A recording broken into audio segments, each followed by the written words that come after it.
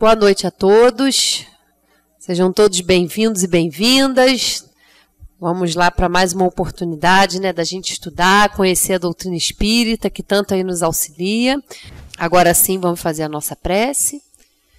Agradecer por estarmos aqui essa noite e que possamos estar com os pensamentos tranquilos e estarmos receptivos a todas as reflexões da noite, que o nosso irmão que fará uso da palavra seja ajudado, seja intuído pela espiritualidade amiga, que por certo aqui está, e que todos possamos ter uma noite muito proveitosa de ensinamento, ampliando o nosso conhecimento dessa doutrina que tanto nos esclarece, que tanto nos auxilia na nossa vida todos os dias e todos os instantes. Graças a Deus e que assim seja. Com vocês, Rogério.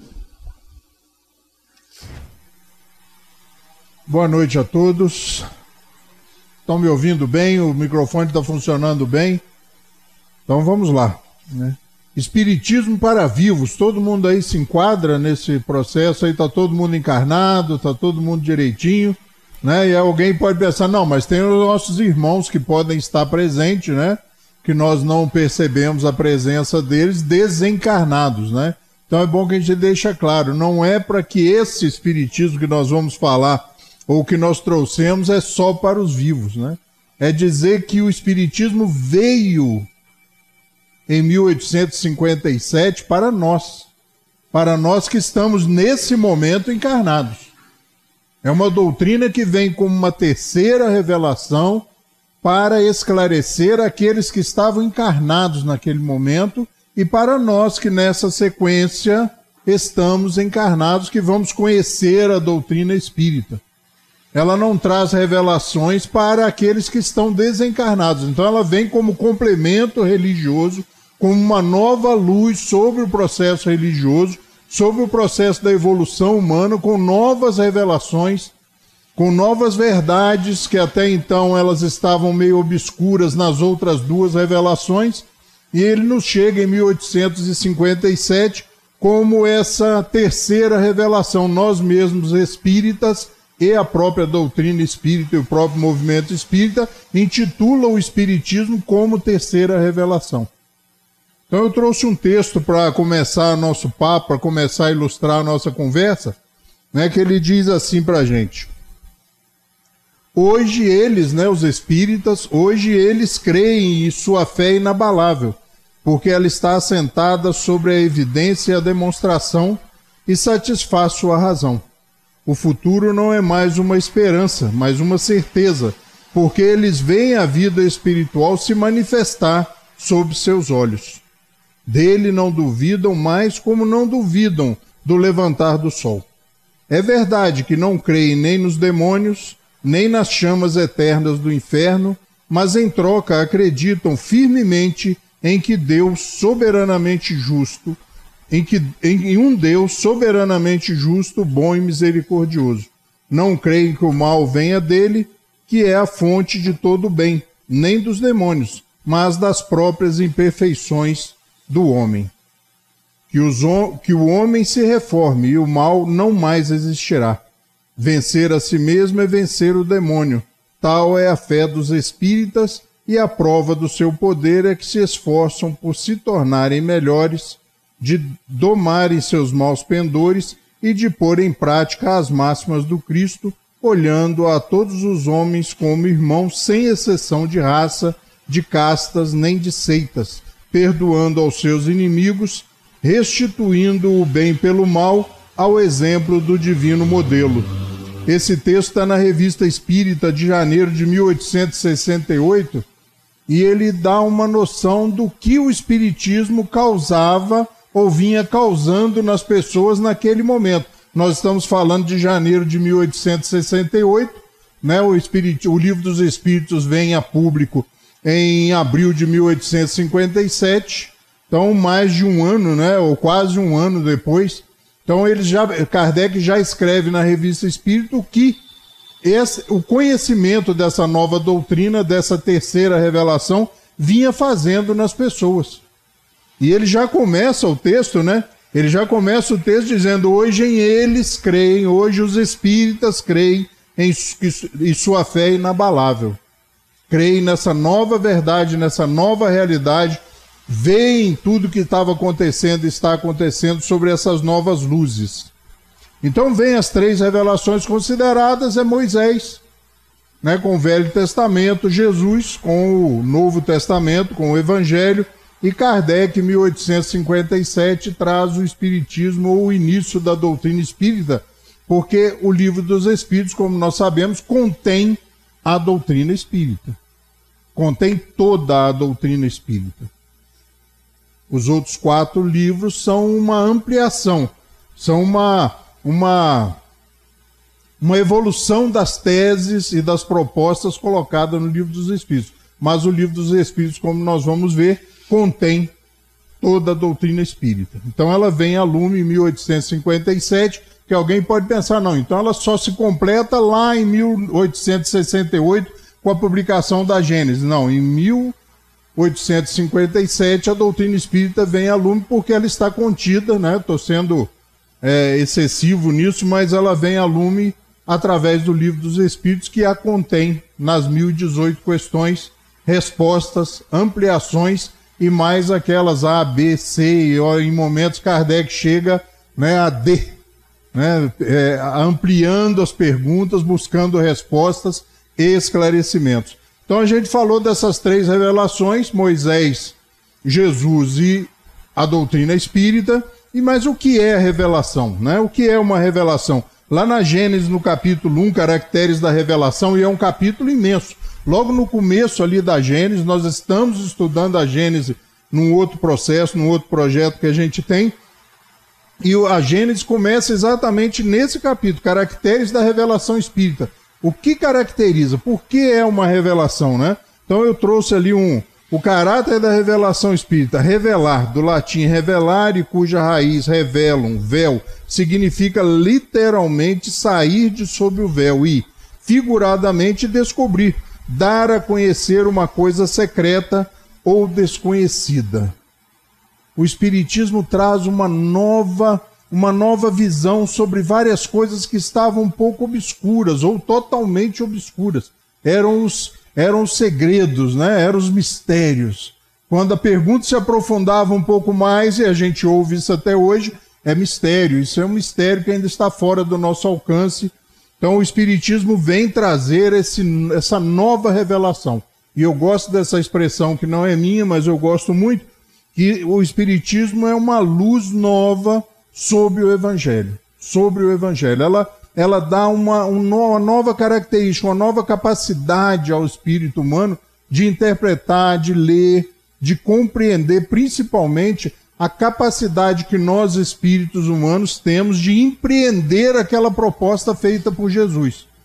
Porque até então, no meu entender, nós víamos o Evangelho, a proposta, o legado de Jesus como uma coisa histórica. Ah, mas isso era para eles, para aqueles eleitos, eram para os 12, eram para os 500, não. A proposta é totalmente factível, totalmente possível de ser implementada, senão ele não a teria feito. Porque ele mesmo passou pelos mesmos caminhos e percalços que nós passamos até atingir o nível evolutivo em que ele atingiu naquele momento, né, em que ele estava naquele momento. Então vem o Velho Testamento lá trazendo, né, esse código quase que civil, quase que legislativo de Moisés, tratando de várias relações até sociais.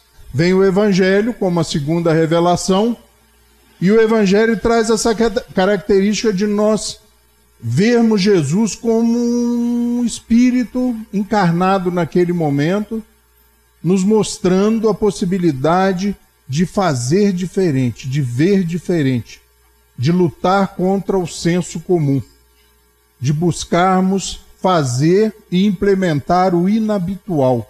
Todas as suas ações eram inabituais, por isso elas chocavam tanto e chocaram tanto naquele momento e continuam chocando, quase 2000 anos depois.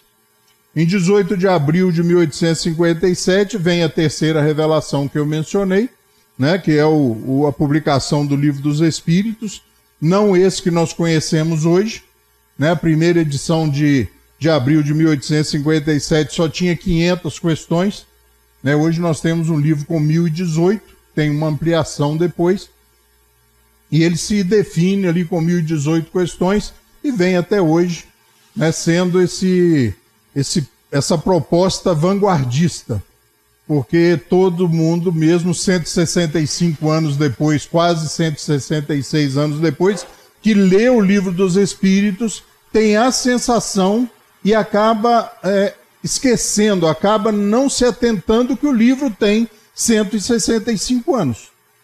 Porque as questões, as respostas, as colocações são profundamente atuais, profundamente dizendo e falando daquelas questões que nós ainda lutamos, ainda debatemos, ainda combatemos, ainda aspiramos. Então vem o Espiritismo, que eu disse que é uma luz nova sobre o Evangelho, nos mostrando que a ação de Jesus foi exemplificativa, né? Ele deu o exemplo, ele mostrou como fazer. Até então, nós tínhamos uma igreja, uma proposta religiosa de santidade, para eles, para os escolhidos, para aquele grupo elitizado dos iniciados. O Espiritismo traz o Evangelho para próximo de nós, fazendo com que nós tenhamos a disposição de estudá-lo, de compreendê-lo e de torná-lo, como eu disse anteriormente, uma proposta a ser implementada no nosso dia a dia, na nossa vida, no nosso caso específico, ali do portão para fora. Porque dentro do centro espírita, né, a gente há de convir que é bastante fácil. Até porque a gente vem muito pouco à casa espírita, está muito pouco na casa espírita. Seria muito fácil 1 hora, 2 horas por semana, né? O bom é implementar e colocar isso para funcionar lá fora, lá em casa, né? Lá no colégio, lá no transporte público, lá no trabalho, nas nossas relações mais comuns, né? Nas nossas relações na calçada, no trânsito. Lá é que nós devemos implementar essa proposta, que não é uma proposta do Espiritismo. O Espiritismo vem ampliar essa proposta, tornar ela próxima de nós. Mas é a mesma proposta. O Espiritismo está completamente baseado no cristianismo. E aí Kardec nos deixa uma mensagem, eu fui lá, pincei um pedacinho, que ele diz assim, olha gente, a maior parte das objeções que fazem a doutrina espírita, né, provém de uma observação incompleta dos fatos e de um julgamento formado com muita ligeireza e precipitação. Eu tenho um Instagram nas redes sociais, né, que trata só de espiritismo e magnetismo. Né, hoje a gente tem um número, acho que bastante razoável pelo assunto e pela incredulidade das pessoas de quando eu pensei em criar essa página, esse Instagram. Ah, mas vai dar, sei lá, 200, 300, né, loucos estudiosos, né? Hoje a gente virou agora essa semana para 25 mil e alguma coisa. E eu não faço nada, aliás, eu não faço, só faço publicar. Né? Eu pinço trechos como esse aqui de Kardec e posto 1, 2 vezes por dia, né? De uns tempos para cá, por causa de alguns afazeres que surgiram a mais, 1 vez por dia. E são 25 mil e algumas pessoas que vão lá ler trechos, curtirem trechos, olharem trechos de Kardec. Mas isso traz conhecimento espírita? Não, a intenção é despertar as pessoas para que se aprofundem. E os comentários, né, eu entrei nesse assunto só para dizer isso, os comentários são os mais loucos possíveis. E no começo me deixavam assim meio indignado, hoje eles me divertem. Né? Porque eu coloco um trecho lá de um texto de Kardec como esse aqui, e a pessoa diz assim, não concordo. É só indo, né? Aí, uma vez eu publiquei e diz assim, o texto está errado, né? Deveria ser assim. Olha, não tem jeito, o autor já morreu, mexer no texto de alguém que já desencarnou é crime. Né? Existe um processo, não tem como mexer na obra de alguém que não está mais presente, ou sem autorização dele. Por isso, porque às vezes a gente não se aprofunda. A gente ouve mesmo nas palestras, mesmo nas nossas conversas, mesmo lá no Instagram, você lê uma frase, não concorda e fica nessa discordância e não busca o conhecimento. Palestras não foram feitas para ensinar espiritismo, pelo menos na minha concepção e na minha visão. É para mexer com as pessoas, é para incitar, é para provocar.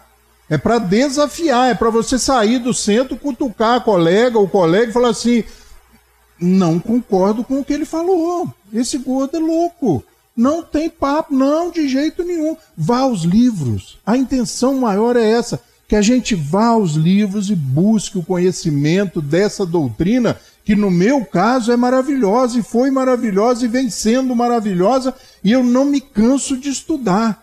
Porque a cada vez que eu aprofundo um pouco mais, que eu invisto um pouco mais nesse mergulho, eu me assombro. Como o Cosme Márcio costuma dizer, é de uma profundidade abissal. A cada leitura, a cada parada para pensar, né, para ir mais fundo, para fechar os olhos e pensar naquilo que foi dito, você se assusta com a profundidade das colocações. Como eu disse, a doutrina espírita vem para nós, espíritos encarnados, como revelação, na intenção de nos mostrar o que vem depois, ou a continuidade daquilo que nós estamos vivendo.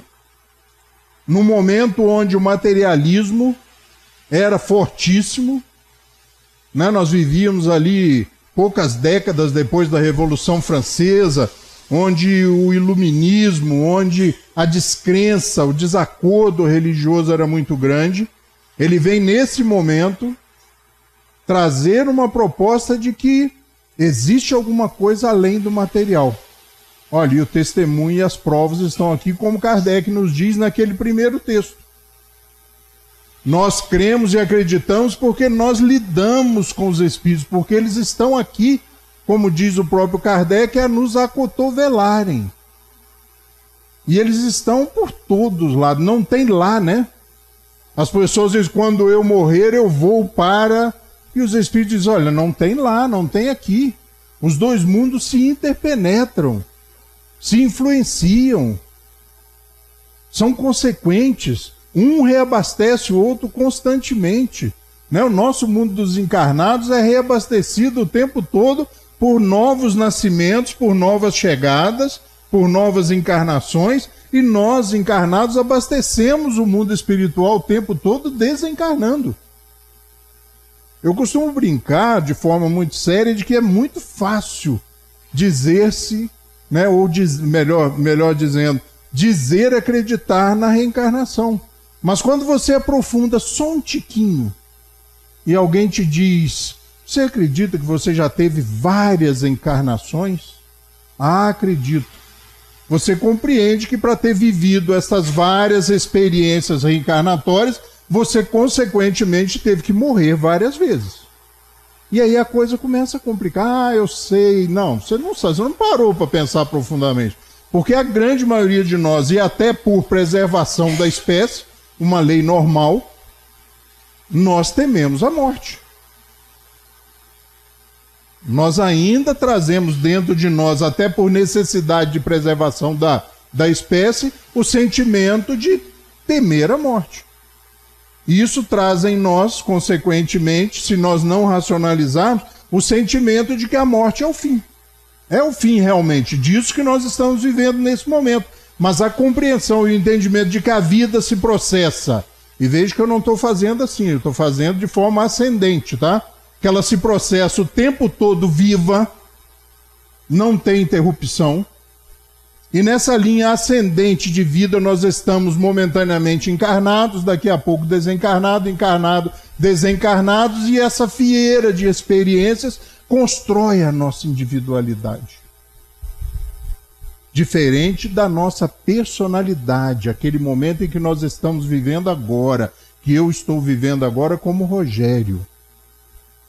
Quando eu desencarno, eu me deparo com a minha individualidade, a soma de todas aquelas experiências. Por isso lá nós ficamos mais corajosos, mais objetivos, mais destemidos. Porque várias são as pessoas que dizem: eu não posso ter escolhido nascer aqui. Eu não posso ter escolhido nascer nessa condição, né? Nascer em Conselheiro Paulino, se eu podia escolher nascer na Vieira Soto, nos Jardins de São Paulo. Fora do corpo físico, na espiritualidade, nós somos mais realistas. A influência da matéria é muito forte. A influência do meio é muito forte. Como eu disse, né? As pessoas chegam a acreditar que nós somos bonzinhos. A pessoa me vê aqui no centro espírita e fala: nossa, que coisa linda, que gracinha. Né, Roberto? É um doce, né? Aí você pergunta ao Roberto, por exemplo, convive comigo quase todo dia. Minha mãe, minha esposa nem vem, né? Já dá para começar a mensurar, né? Porque o meio influencia.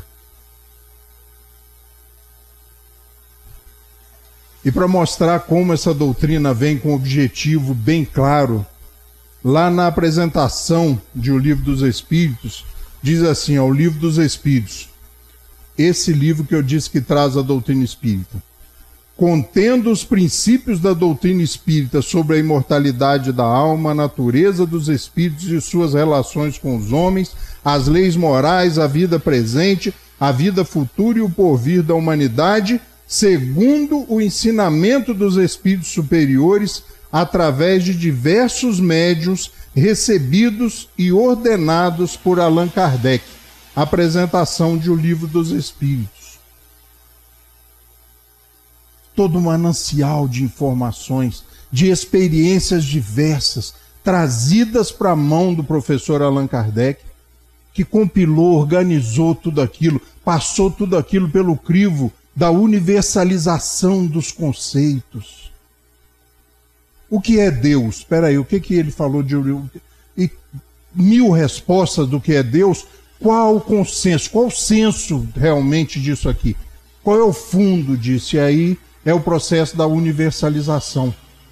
Mandar aquela mesma pergunta para mais de 1000 centros espíritas ou núcleos espíritas naquele momento, obter as respostas de volta e passar aquilo sobre o crivo da razão, do bom senso e do critério. Por isso a obra, mesmo depois de 165 anos, continua irretocável, irreparável. E ele traz essa primeira questão, né? O que é Deus? E ele responde, os espíritos respondem para ele: Deus é a inteligência suprema, causa primária de todas as coisas. Por que eu falei espiritismo para vivos? Porque é importante que nós, estando encarnados, nós compreendamos isso e coloquemos isso de forma prática na nossa vida. Não pode ser só teórica. Não pode ser aquela coisa superficial. Como eu disse, tem que haver um mergulho mais profundo para que isso surta na nossa vida alguns efeitos. E aí eu trago uma outra colocação de Allan Kardec que diz respeito a isso, e é aquela primeira resposta. Quando todos os homens estiverem convencidos de que Deus é o mesmo para todos, e aí nós já paramos aí numa questão profunda. Porque quando eu oro, às vezes, e quando eu peço, e quando eu clamo olhando só para o meu umbigo. Eu quero que Deus pare o universo e me atenda.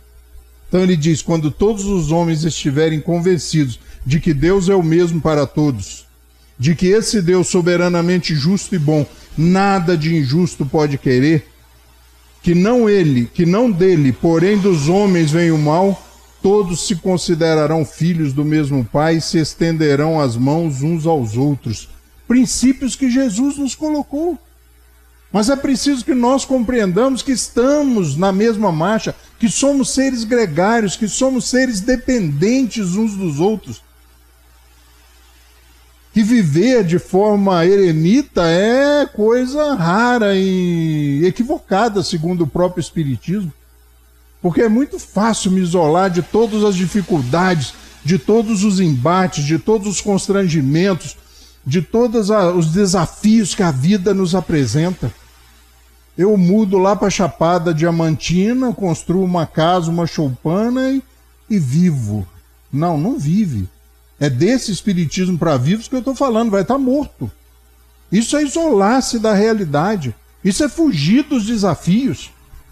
Isso é não se colocar à disposição de enfrentar aquilo que temos que enfrentar, porque nós sabemos que só nos acontece aquilo que é necessário acontecer para o nosso aprimoramento e desenvolvimento, crescimento. E aí, quando você estuda o Espiritismo e muda a lente, muda o jeito de ver as coisas, a vida começa a ficar mais lógica, menos injusta, mais aceitável. Torna-se um grande desafio. Eu vou me superar, eu vou vencer mais essa etapa. E já sabendo que a etapa seguinte será mais difícil, será maior, porque aquela que nós acabamos de vencer nos deu know-how, nos deu capacidade, nos deu instrução para vencer coisas maiores.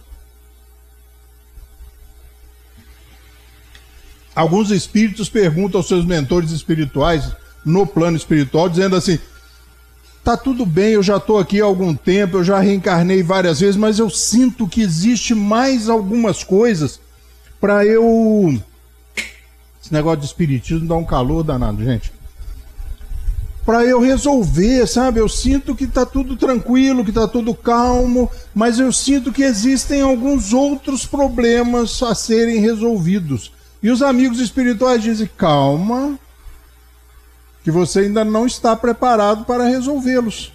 São aqueles problemas que a vida nos coloca, nos apresenta muitas vezes, que estão fora do nosso alcance. São aquelas circunstâncias, né? Eu costumo dizer no mundo corporativo, onde eu atuo profissionalmente, que nós somos sócios majoritários da nossa vida. Nós não mandamos tudo. Nem tudo depende de nós, nem tudo está nas nossas mãos. Mas nós mandamos muito. Eu não sei qual o percentual que você manda na sua vida, que você decide a sua vida, que você direciona e gerencia a sua vida. Mas nós somos sócios majoritários desse processo. Nós somos quem manda nesse processo. Tem coisas que estão e acontecem fora do nosso controle? Sim, totalmente. Mas a grande maioria está sob o nosso controle. Então o Livro dos Espíritos vem trazendo a doutrina espírita, e Kardec sente a necessidade, sob a orientação dos espíritos, de dividi-lo como ele já estava dividido em 4 livros. Né? O Livro dos Espíritos está dividido em 4 livros e ele publica 4 livros, um para cada parte do Livro dos Espíritos. O Livro dos Médiuns, o Evangelho segundo o Espiritismo, o Céu, o Inferno e a Gênese. E alguém pode pensar: mas e obras póstumas? Não é obra básica, não é obra fundamental. O livro que é o Espiritismo não é considerado dentro do Pentateuco, só as 5 obras. O Livro dos Espíritos, contendo a doutrina espírita e a sua ampliação através de o Livro dos Médiuns, o Evangelho, o Céu, o Inferno e a Gênese. Que é uma ampliação e uma, como eu já disse, uma visão mais ampla, porque as respostas são frustrantes, né? As respostas dos Espíritos em algumas questões são frustrantes, como essa que nós vemos, que é Deus. Inteligência suprema, causa primária de todas as coisas, inteligência. Você espera 5 páginas, ele responde em 2 linhas. Porque o resto do livro e as outras 1017 questões continuam respondendo a primeira. Então não havia necessidade de perda de tempo, que era importante, né? Porque Kardec era uma pessoa, já não era um jovem. E talvez esses amigos espirituais até soubessem que a saúde não era muito boa, embora, né, desencarnar na idade que ele desencarnou ali na segunda metade do século XIX, também não morreu muito jovem. Então nós temos ali as 4 obras, complementando, ampliando. Né? Eu estou estudando agora nesse momento a Gênese, esse livro aí tão injustiçado, né, dentro do movimento espírita. Ah, eu já tentei ler, é tão difícil. Ah, é complicado. Não, eu faço a segunda pergunta na mesma, quando diz é muito difícil, eu não consegui ler. Mas as outras 4 que antecedem, você leu? Ah, não vai entender. É você chegar ali na faculdade, se matricular e falar, eu já quero pegar do 4º período para lá. Não vai dar certo. Não vai dar certo, né? Então, o que é o espiritismo, vai abrir ali, vai te mostrar o que é a doutrina espírita. No final, Kardec vai te perguntar, diante disso tudo que eu te falei, te interessa? Então, comece por aqui, ó, o Livro dos Espíritos, o Livro dos Médiuns, o Evangelho, o Céu, o Inferno e a Gênese. E aí você realmente vai conhecer a doutrina espírita. Porque essa doutrina, gente, ela revela um outro mundo, ela revela uma outra realidade, ela nos mostra a vida como vida de seres vivos, de espíritos, porque os espíritos se referem a nós como vivos. É engraçado, né? Nas obras fundamentais, os próprios espíritos se referem a nós como vivos. Vocês vivos, né? Os vivos. É engraçado isso. Embora eles não estejam mortos, mas vivos aqui, na matéria, aprendendo, né? Colocando ali em teste todas as teorias que a gente vai aprendendo. E a vida, na realidade, é uma grande experiência, né? Porque você faz voltando para a faculdade, você faz uma faculdade e depois o que acontece? Você sai da faculdade e vai colocar toda aquela teoria em prática. Não é? Isso é uma experiência constante. A gente vai aprendendo, vai ganhando autonomia, vai ganhando a chave de casa, a chave do carro, né? A liberdade de chegar a hora que quer, de acordo com o que nós vamos aprendendo e o que nós vamos demonstrando. Então, quando você olha para o processo lá e para o sistema pestalozziano, né? Você vai ver que, na realidade, é uma cópia da vida real.